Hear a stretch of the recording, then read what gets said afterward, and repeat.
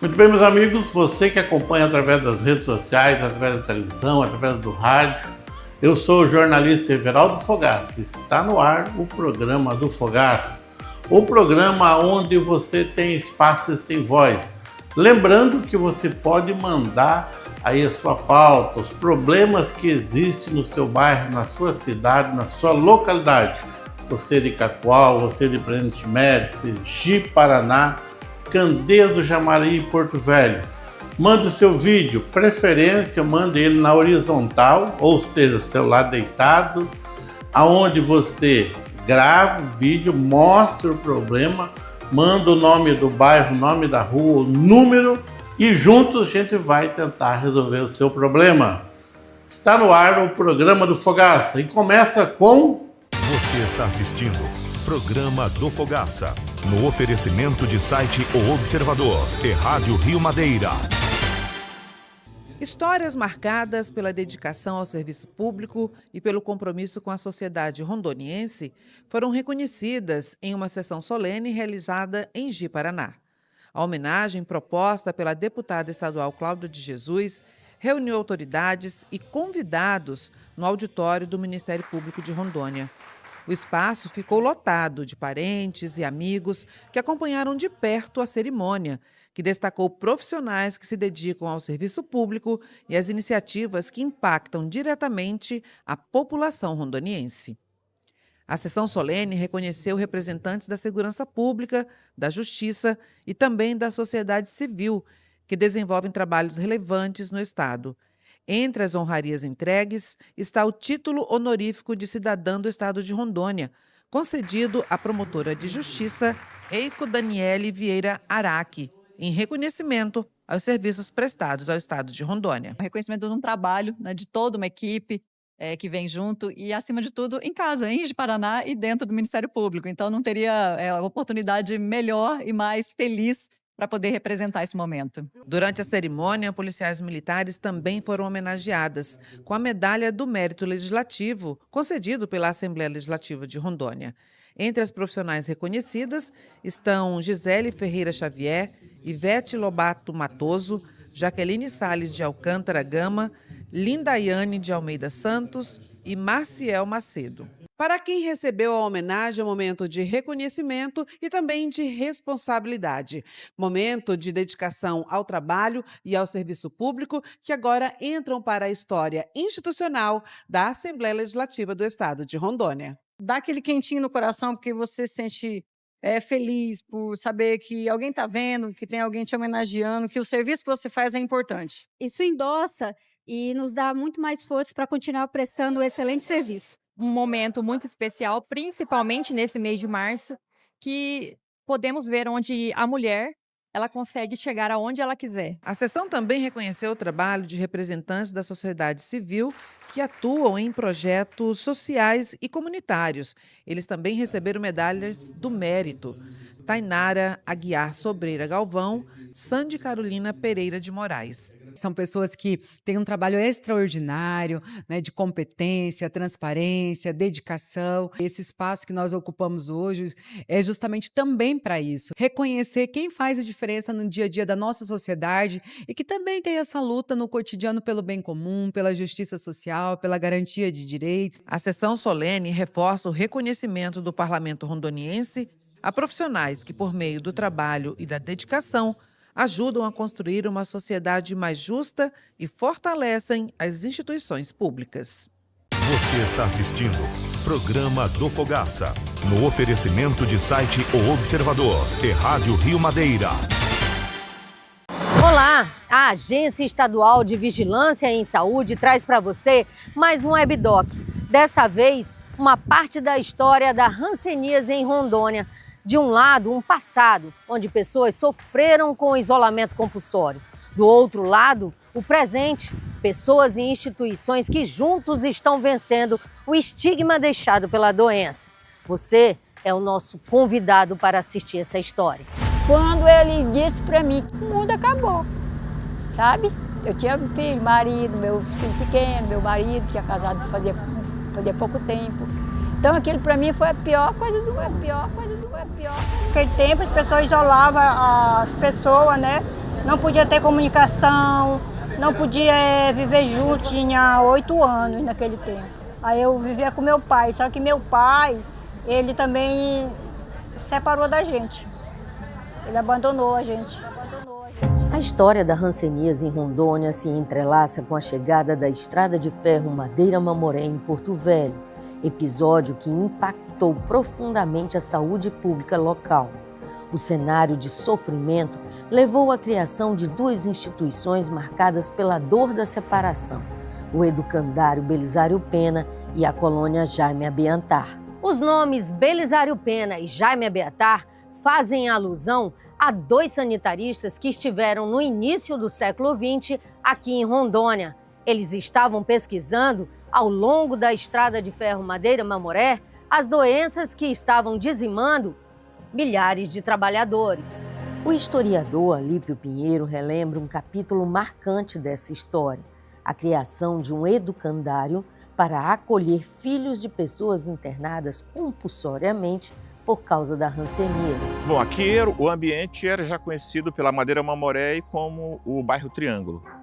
Então, distante do bairro Triângulo, em terras que pertenciam ao antigo Hospital da Candelária, que prestou serviço para a Madeira-Mamoré, um local desativado ali, uma senhora chamada Eunice Weaver, que era da sociedade, né? Ela já acostumada a desenvolver trabalho de benfeitoria para a comunidade, ela entrou em contato com as irmãs do Maria Auxiliadora e aí acertaram que aquelas crianças cujos pais estavam em tratamento da hanseníase, que na época era chamada de lepra, que era uma doença que isolava, e eles não poderiam ficar porque o ambiente não permitia no hospital, porque não tinha um local adequado para tratar essas crianças então eram jogadas para as famílias, para os familiares, que por sua vez não estavam aguardando, não podiam, e as crianças ficavam na rua, ficavam de qualquer jeito. Então a ideia da dona Eunice seria construir um educandário. E aí ela vem com as irmãs Maria Auxiliadora, com algumas pessoas ligadas ali à catedral, ao bispo da época, e aí nasce a ideia de se construir esse educandário, e deram o nome de Belisário Pena. No entanto, a tentativa de amenizar o cenário de dor não era suficiente para enfrentar os profundos problemas socioeconômicos que contribuíam com a disseminação da doença. As casas eram de palafitas, não tinha esgoto, não tinha banheiro, os mictórios eram fora de casa, as pessoas faziam fezes no chão, os porcos, os animais, as galinhas comiam, levavam para dentro de casa, a presença de ratos e assim por diante. Hoje restam apenas as ruínas do Educandário Belisário Pena, construído em 1952 e administrado pela Federação Nacional Eunice Weaver. Poucos dão depoimentos, mas o local ainda guarda a memória de dor, exclusão e também de gestos de solidariedade. Como aquele local já era um local adequado para isso, porque eram terras de um hospital, foi cedido para ser construído ali esse educandário. Mas quem vai construir não é o território, é dinheiro de particulares, de empresários que patrocinaram, sob o controle da dona Eunice Weaver. E aí com o apoio da Igreja Católica. O educandário ele não é uma obra que nasce do governo, é uma obra que nasce da comunidade. Rondônia caminhava a passos lentos junto com o Brasil. Enquanto no Brasil foram construídos de 1924 a 1945 40 hospitais colônias, aqui em Rondônia, em 1952, foi concluído o Educandário Belisário Pena e em 1954 foi construído o Hospital Colônia Jaime Abiantar. Todos com a política segregacionista. Na comunidade Santa Marcelina, em Porto Velho, está outro marco dessa história, o Hospital Colônia Jaime Abiantar.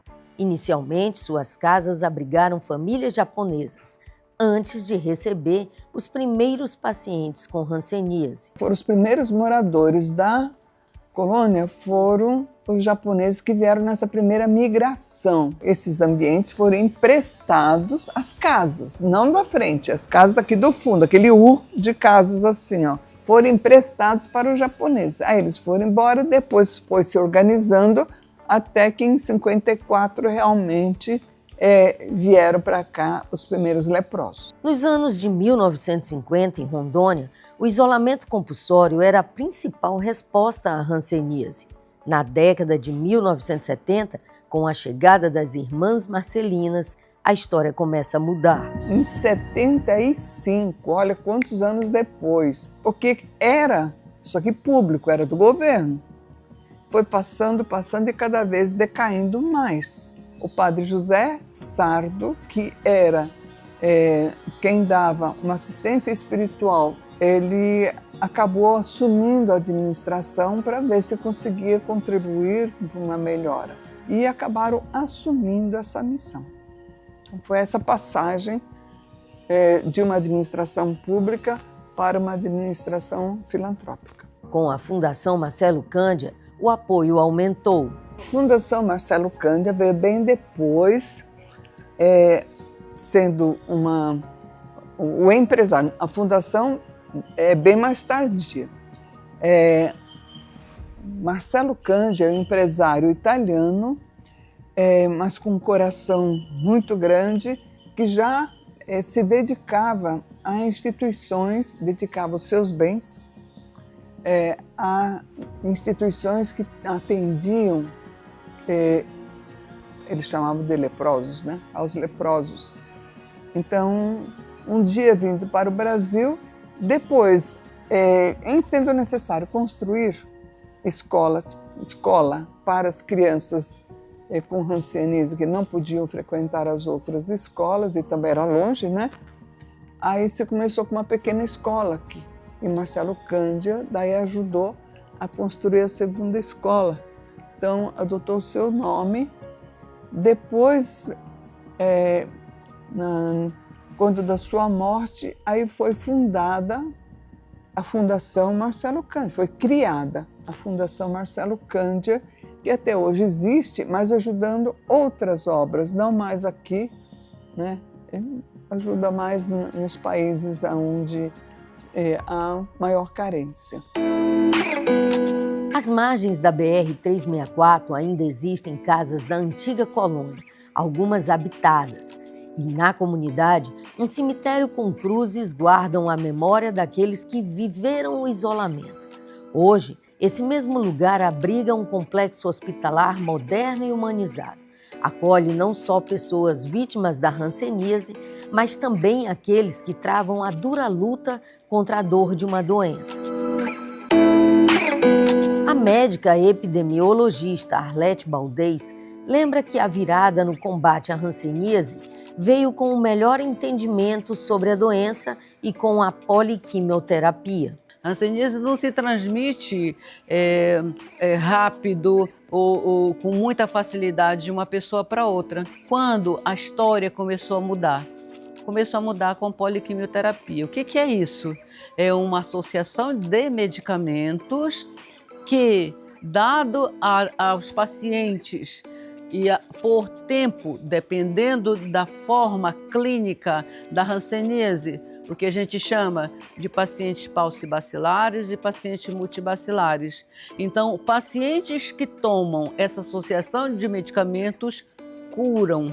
Cura comprovada. Esse medicamento sistematizado, comprovado cientificamente, ele apareceu, vamos dizer assim, depois de muito tempo de luta contra essa hanseníase, quando muitas pessoas já tinham diferentes e graves graus de incapacidade, deformidade, e que até a pessoa que tem cura da doença, o medicamento cura a doença, mas não as sequelas que ela já deixou. O historiador Reinaldo Guilherme Beckler analisa em seu livro que, embora o isolamento compulsório tenha perdido força a partir da década de 1940, ele só foi oficialmente encerrado no Brasil em 1986 por decreto. O isolamento das pessoas diagnosticadas com hanseníase, que à época era lepra, ocorreu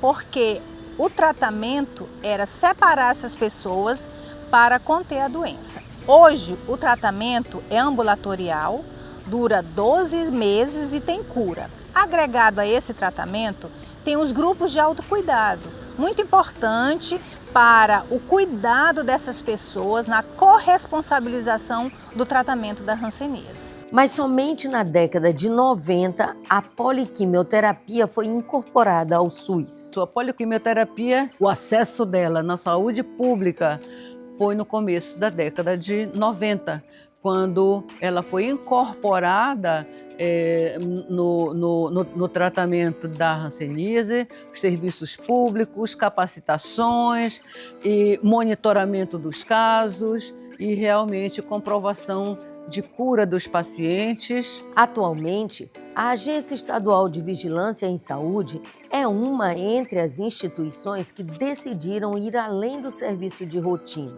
A AGVISA investe em capacitação, reinserção social e no combate ao estigma. Transforma cuidado em cidadania, reparando os danos de décadas de exclusão. Eu descobri esse projeto e aí a doutora Maria Helena me informou e perguntou se eu queria. Eu falei que queria, mas meio assim, sem vontade, né? Aí foi quando eu fui fazer. E aí, menina, pra mim isso aí me soltei, sabe? Dali eu fui fazer as minhas coisas, eu fui vender. Pra mim foi maravilha. E hoje eu sou a pessoa que eu sou, vocês me conhecem. A senhora é uma artesã profissional. Trabalho, já viajei. Fui para Recife, já fui para Brasília, andei por todo canto, vendo minhas coisas, me sinto maravilhoso. Nossa equipe de hanseníase trabalha muito bem. Além de executar ações de vigilância, de prevenção, de controle, a nossa equipe vai mais adiante. Além de todo esse trabalho técnico, reintroduzir ele no trabalho. Hoje, o governo do estado de Rondônia saiu do estigma do educandário para vencer todas as dificuldades com esse público específico. Essas ações redundaram em unidades de saúde humanizadas, preparadas, acolhedoras para esse público que outrora sofria a dor do estigma em superação e autoestima. Nós investimos e fizemos um trabalho social com os pacientes e os seus familiares, criando um desfile de moda de arte biohans, onde essa inclusão fez com que esse público específico tivesse todo acolhimento e a sua estima elevada, trazendo ele para o seio da sociedade. Encerramos aqui o nosso webdoc. Fazemos alusão ao mês do Janeiro Roxo, mês de conscientização e combate à hanseníase. Faça parte dessa história, compartilhe o nosso vídeo. Essa é uma produção da Assessoria de Comunicação da Agência de Vigilância em Saúde de Rondônia. Até mais!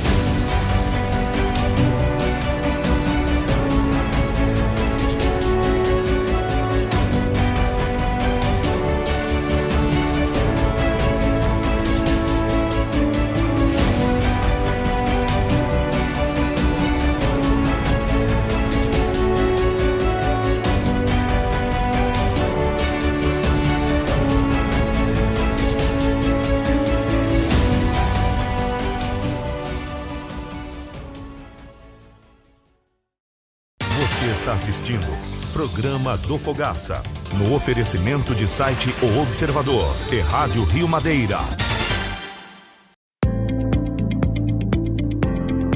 Figura marcante na história da ocupação da região amazônica, o governador da capitania do Mato Grosso, Antônio Rolim de Moura Tavares, ou simplesmente Rolim de Moura, dá nome a uma proeminente cidade rondoniense, criada por incentivo dos governos militares, a partir de projetos de colonização coordenados pelo Instituto Nacional de Colonização e Reforma Agrária, o INCRA. Localizado na zona da mata do estado, o município se destaca pela importância econômica, baseada na produção agropecuária e pela produção de grãos. Com mais de 50 mil habitantes, o município é o sexto mais populoso. A chegada da justiça na região foi em 1983, com a instalação da comarca de Rolim de Moura, no dia 10 de dezembro, inicialmente na primeira entrância. É uma cidade que mostrou o crescimento, porque na época, quando eu cheguei, havia duas varas apenas, uma vara criminal e uma vara civil.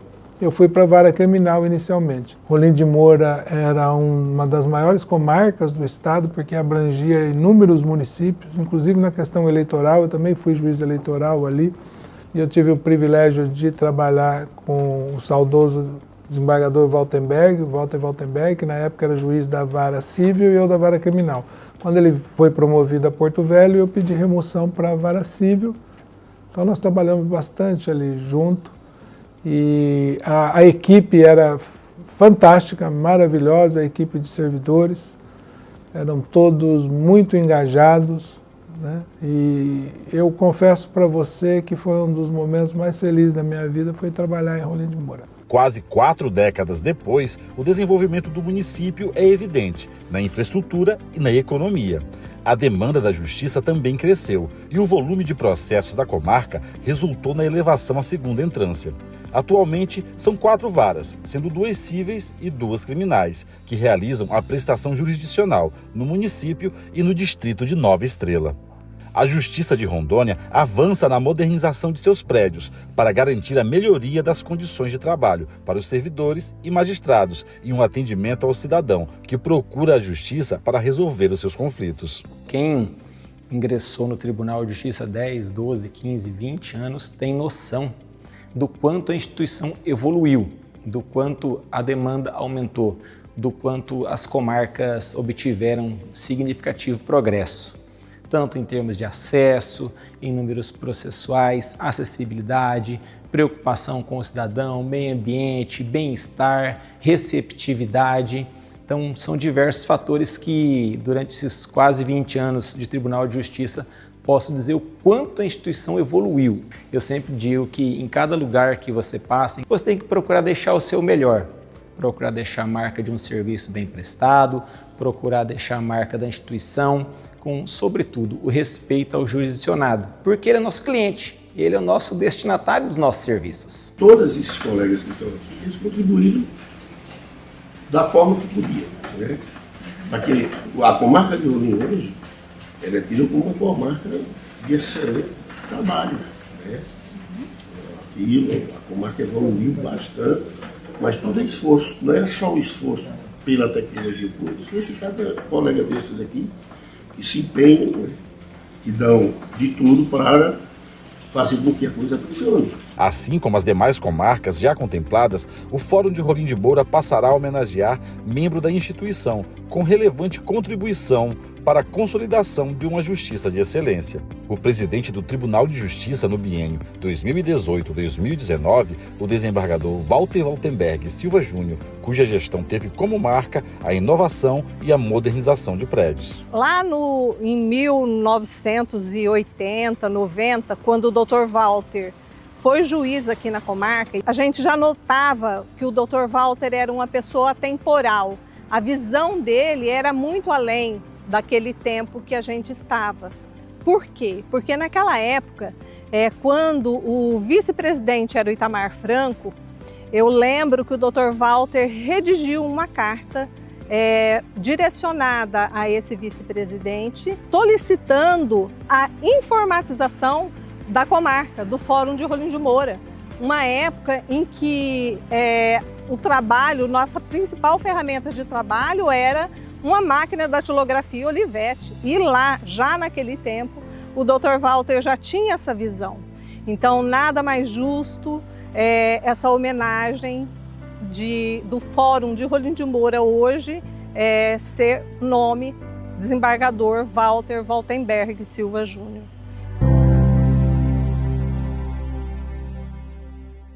Você está assistindo Programa do Fogaça, no oferecimento de site O Observador e Rádio Rio Madeira. O juiz, a juíza na vara infracional tem que ter outra mentalidade. Não pode ser a mentalidade que nós temos nas varas de crimes genéricas ou especializadas.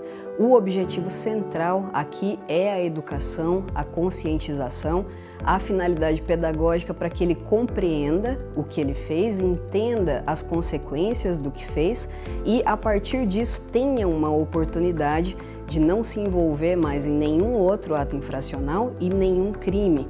Nós tínhamos em Porto Velho só uma vara, né? Vara da Infância e Juventude. Aí essa vara então foi dividida em duas. O Dr. Dalmo era titular, né? Essa vara então foi dividida em duas. Ficou uma vara com competência protetiva, uma área protetiva do Estatuto da Criança e do Adolescente, e uma vara com competência para atos infracionais, para os adolescentes em conflito com a lei.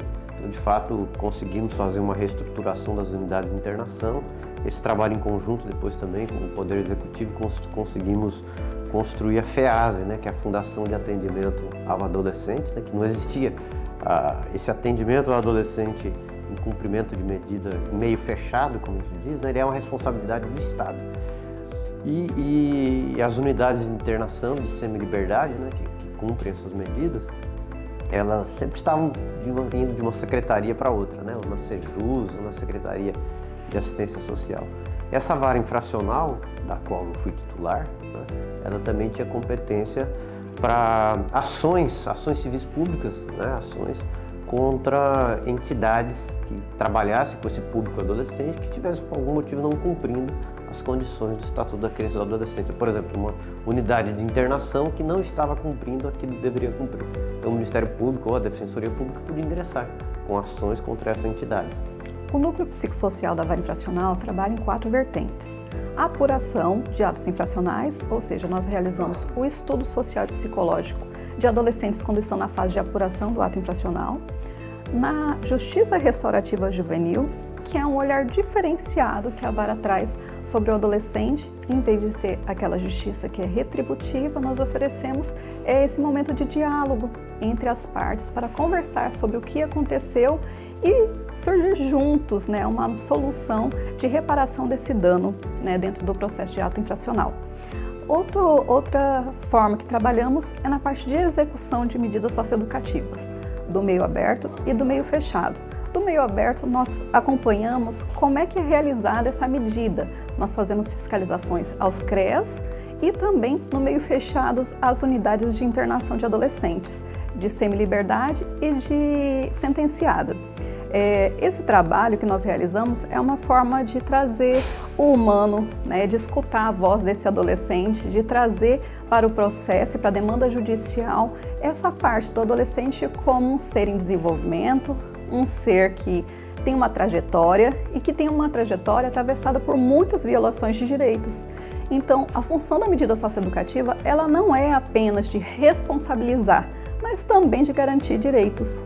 A fiscalização das unidades socioeducativas é um dever institucional do Poder Judiciário, atribuído através do artigo 95 do ECA e também do Sistema Nacional de Atendimento Socioeducativo, e cumpre uma função essencial na garantia do direito desses adolescentes.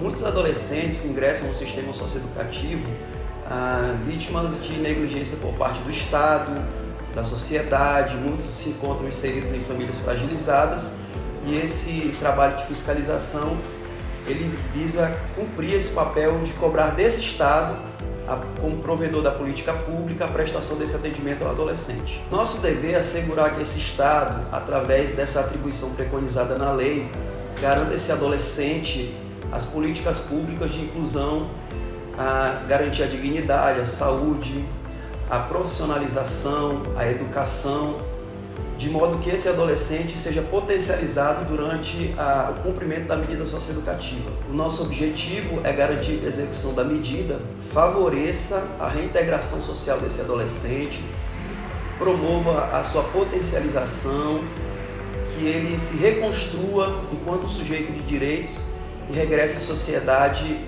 de uma forma plena e que dê continuidade ao seu caminho, longe das vivências infracionais. Nós procuramos ouvir no período de estudos sobre a vida desde o momento em que eles chegaram nessa família, né, de forma biológica ou não, e como funciona a relação com todos, de irmãos, pais e demais familiares, a estar fazendo parte de uma comunidade escolar e que outros movimentos da comunidade ali que eles estão e que eles participam. E todos esses dados são importantes para individualizar cada história. O próprio nome diz, né? É uma medida socioeducativa. Nós tentamos, com essa medida, resgatar o adolescente através da educação para que ele possa retomar o seu futuro e ter um futuro digno pela frente. Além dos processos, nós temos toda uma atividade administrativa. Então, na vara é preciso fazer fiscalizações, e aí temos bimestrais, trimestrais, em diversas unidades. Na unidade de sentenciados masculina, feminina, unidade provisórios, temos também que fazer unidade no CREAS de Itapuã do Oeste, Candeias do Jamari e em Porto Velho.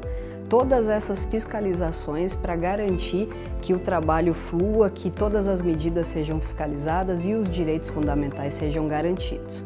Além, então, dos processos do trabalho administrativo, nós temos como foco principal aqui o atendimento ao prazo dos processos. Quando o adolescente ele é internado, nós temos que iniciar e concluir em até 45 dias. Então, são processos muito rápidos, processos muito céleres, para que nenhum prazo seja descumprido. Temos também a celeridade com relação ao mandado de busca e apreensão, que é como se fosse a audiência de custódia, para a apresentação desse adolescente e ver se não tem nenhuma lesão no seu corpo, se não houve algum abuso durante o cumprimento do mandado.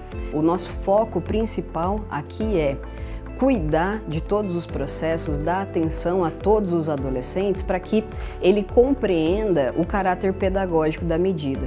Foi um projeto que nós temos em parceria com o Ministério Público, o Ministério Público do Trabalho e também com a Escola da Magistratura, para de fato tentar conseguir emprego, aprendizagem para os adolescentes, não só os que estavam em conflito com ele, mas em vulnerabilidade social também.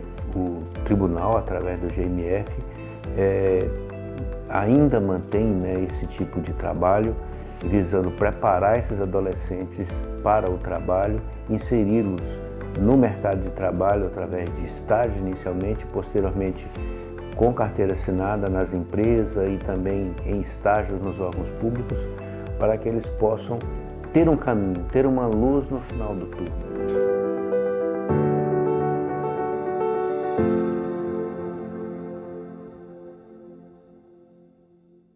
Você está assistindo Programa do Fogaça, no oferecimento de site O Observador e Rádio Rio Madeira.